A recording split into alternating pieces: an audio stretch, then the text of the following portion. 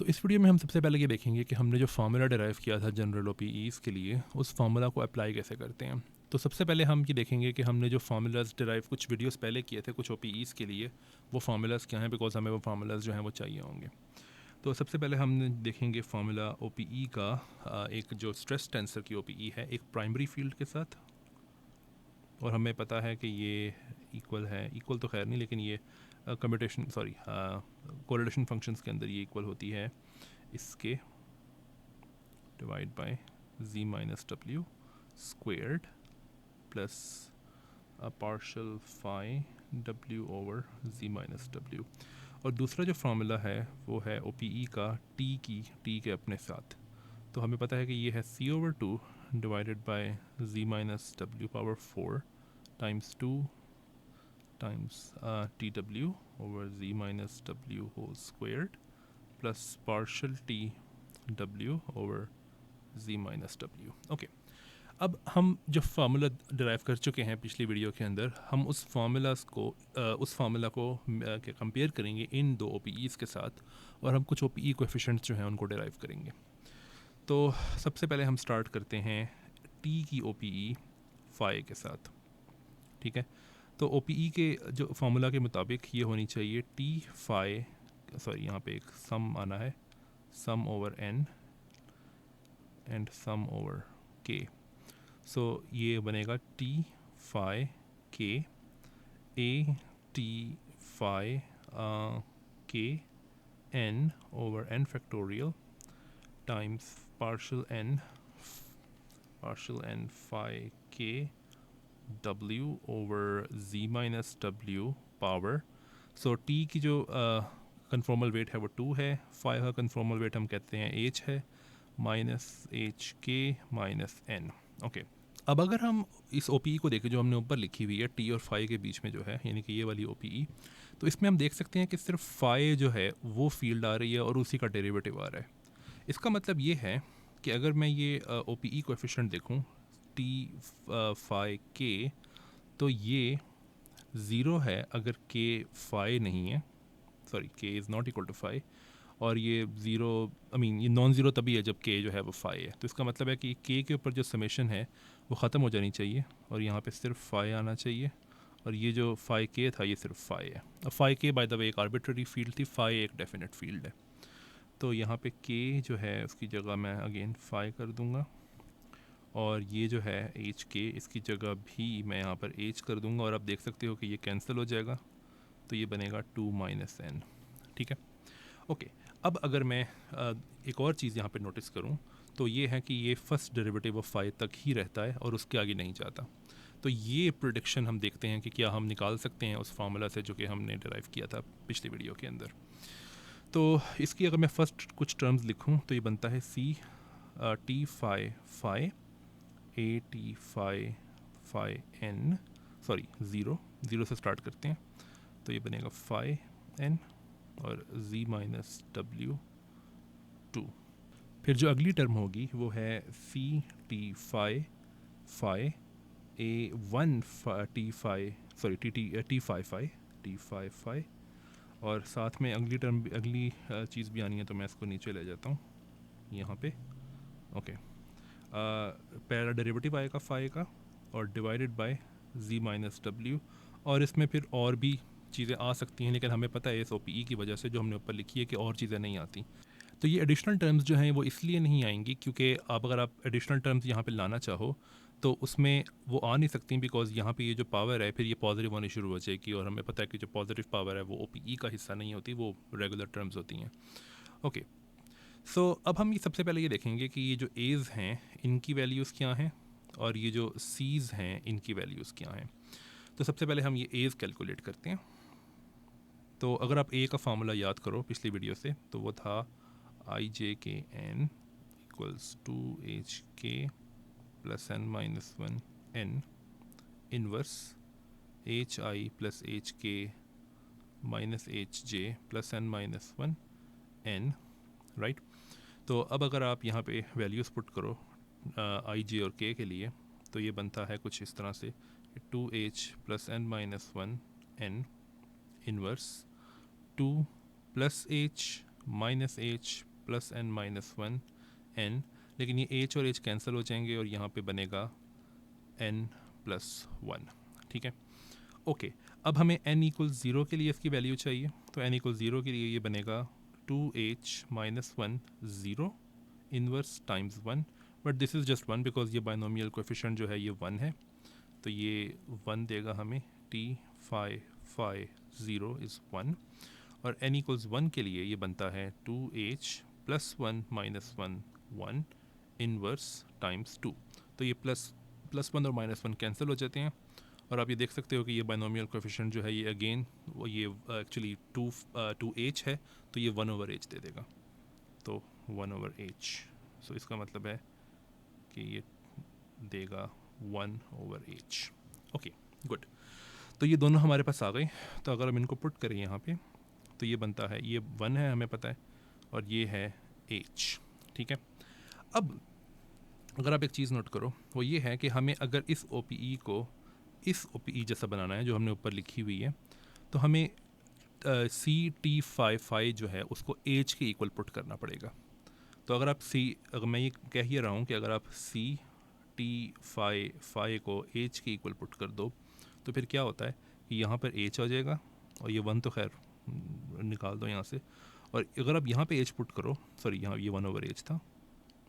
और अगर आप यहाँ पे एच पुट करो तो ये कैंसिल हो जाता है और ये ख़त्म हो जाएगा, और ये OPE जो है ये बिल्कुल वही OPE बन जाएगी जो हमारे पास थी ऊपर। ठीक है, तो हमने अभी तक क्या किया है कि हमने ये OPE कोएफिशिएंट जो है डिड्यूस कर लिया है, जो कि स्ट्रेस टेंसर और एक प्राइमरी फील्ड के बीच में होना चाहिए। तो ये पहली क्या कहते हैं सक्सेस है हमें, जो उस फार्मूला से मिली है जो कि हमने पिछली वीडियो में डिराइव किया था। अब हम बात करते हैं दूसरी OPE की, जो कि है T और T के बीच में, और हम याद करते हैं कि T जो है वो एक प्राइमरी फील्ड नहीं है, इसलिए इसकी OPE जो है डिफरेंट दिखती है। तो हमने अभी जो फार्मूला डिराइव किया है यहाँ पे, ये हम डायरेक्टली T पे नहीं लगा सकते बिकॉज फाई जो है वो प्राइमरी फील्ड है, लेकिन T प्राइमरी फील्ड नहीं है। हो सकता है कि आंसर सेम आए, but we don't know. Okay, so अब हम T की OPE दोबारा लिखते हैं यहाँ पे ताकि हम एक्सेस कर सकें इसको आराम से। Sorry, C over 2 z minus w power 4 plus 2 times tw over z minus w power 2 plus phi t w over z minus w।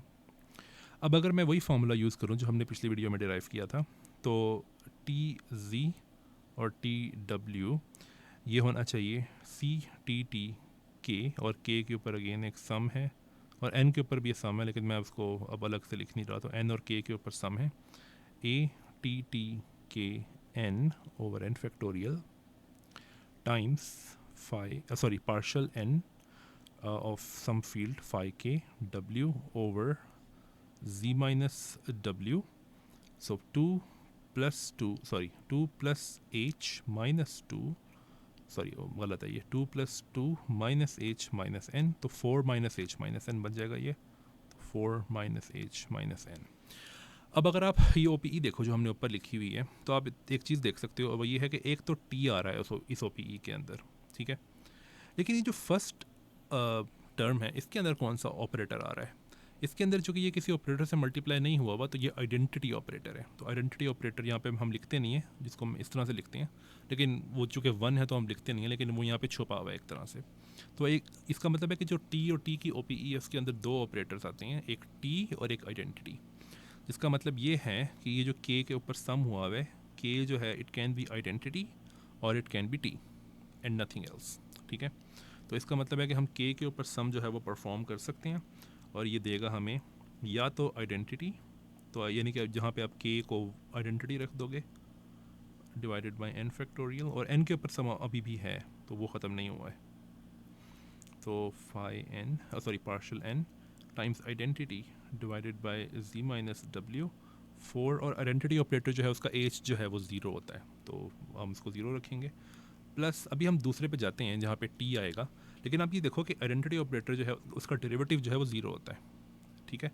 तो इसका मतलब है कि सिर्फ ये जो n के ऊपर सम हुआ हुआ है इसमें सिर्फ वो टर्म आएगी जिसमें कोई डेरिवेटिव ना हो, जिसका मतलब है कि n इक्वल ज़ीरो होना चाहिए। तो इस n के सम में सिर्फ n इक्वल ज़ीरो वाली टर्म आएगी, zero,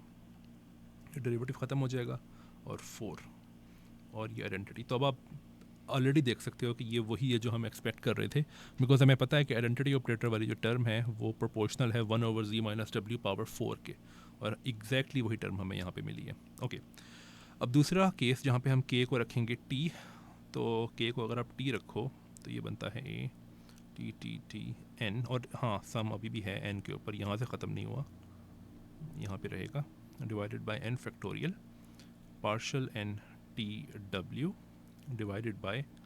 z minus w 4 minus 2, क्योंकि t का जो कन्फॉर्मल वेट है वो 2 है, माइनस n, इसका मतलब है कि n माइनस 2, और OPE में हमें पता है कि सिंगुलर टर्म्स आती हैं, यानी कि 1/सम positive power of z minus w, तो ये 2 माइनस n जो है ये पॉजिटिव तभी हो सकता है अगर n 0 हो या 1 हो, दैट्स इट। अगर n उससे बड़ा हुआ तो फिर वो रेगुलर टर्म्स आनी शुरू हो जाएंगी। इसका मतलब है कि सिर्फ 2 टर्म्स आएंगी यहाँ पे, और हमें पता है कि 2 ही टर्म्स आनी चाहिए, बिकॉज वो 2 टर्म्स दरअसल ये 2 टर्म्स हैं। ओके, तो अभी तक तो सब कुछ वैसा ही चल रहा है जैसा हम चाहते हैं। तो n को 0 रख सकते हो आप, सो 0 का मतलब है कोई डेरिवेटिव नहीं है, और यहाँ पे 2 आएगा, और फिर एक और टर्म आनी चाहिए c t t t a t t t 1, और डिवाइड बाय 1 फैक्टोरियल भी है, लेकिन वो 1 है तो वो मैं कर नहीं रहा,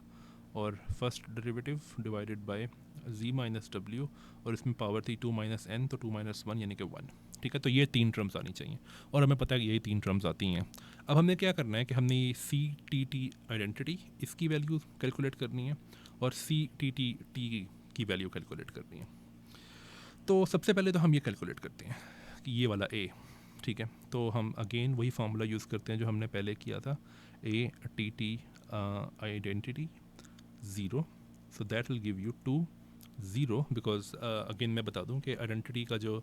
कन्फर्मल वेट है वो 0 होता है। ठीक है, सो प्लस n माइनस 1, और सॉरी n तो 0 है, n inverse times h i जो कि है 2, h k जो कि है 0, और h j जो कि है 2, plus n minus 1 n। Okay, so ऊपर देख सकते हो कि ये तो खैर आपको देगा -1, तो जहाँ पे नेगेटिव नंबर आने शुरू हो जाए उस बाइनोमियल कोएफिशिएंट को आप ऑटोमेटिकली 1 कर दो, क्योंकि वो बाइनोमियल कोएफिशिएंट आना नहीं चाहिए वहाँ पे अगर नेगेटिव नंबर्स आ जाएँ।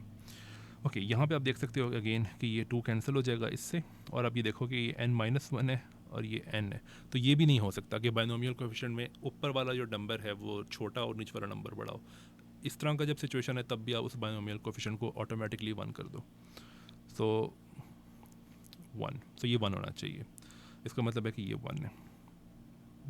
सॉरी 1, बट 1 को हम लिखते तो है नहीं, खैर तो इसको निकाल दो। अब आप ये पहली वाली टर्म जो है इसको कंपेयर करो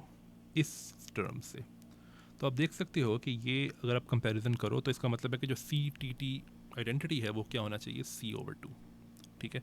यानी कि सेंट्रल चार्ज डिवाइडेड बाय 2। तो हमने ये पहला वाला जो है ये कैलकुलेट कर लिया, इट शुड बी c/2। अब हम ये दूसरा कैलकुलेट करते हैं, ये दोनों में आ रहा है, तो ये दोनों जो है ये एक बारी में ही हो जाएंगे कैलकुलेट, लेकिन उसके लिए हमें पहले ये कैलकुलेट करना पड़ेगा, ये और ये 2 चीज़ें, तो हम ये कैलकुलेट करते हैं अब। So a t t t 0 is 2 times 2 plus 0 minus 1 0 inverse, so यहाँ पे आएगा h i जो कि है 2, h j जो कि है 2, h k जो कि है 2, plus n minus 1 n। Okay, अब ये देखो ये 4 है, 4 माइनस 1 के बनेगा 3, but it doesn't matter because ये नीचे वाला 0 है, तो जब नीचे वाला 0 हो तो बाइनोमियल कोएफिशिएंट वैसे ही 1 होता है, तो ये 1 हो जाएगा, फिर ये कैंसिल हो जाएगा, और ये 2 माइनस 1 यानी कि 1 और n प्लस 1, बट हमें पता है कि ये बाइनोमियल कोएफिशिएंट जो है वो एग्जैक्टली क्या होगा, वो बनेगा n प्लस 1। तो n क्या है हमारे पास, n 0 है, आई थिंक मुझे पहले 0 पुट कर देना चाहिए था, तो n प्लस 1 यानी कि अगेन 1, तो ये तो 1 है, इसका मतलब है कि ये 1 है, बट ये 1 को हम लिखते नहीं हैं, तो अगेन निकाल दो इसको।